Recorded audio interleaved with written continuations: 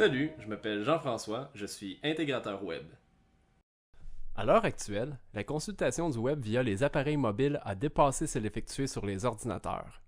C'est dans ce contexte que le design adaptatif est né. Le principe de base du design adaptatif peut être illustré par cette bière. Comme vous pouvez le constater, le liquide s'adapte toujours au contenant dans lequel on le vide.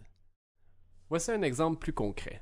Prenons un site internet constitué d'un logo, d'un menu avec des liens vers d'autres pages, de quelques images et d'une zone de texte.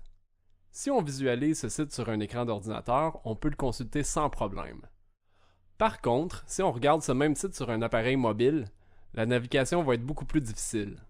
On risque de devoir agrandir la page et de la déplacer à plusieurs reprises afin de trouver les informations qu'on recherche. Avec le design adaptatif, on design et programme le site afin qu'il s'adapte à la taille de l'écran. Dans l'exemple suivant, on pourrait déplacer les différents éléments, transformer le menu standard en menu déroulant, et on pourrait aussi modifier les dimensions de la zone de texte.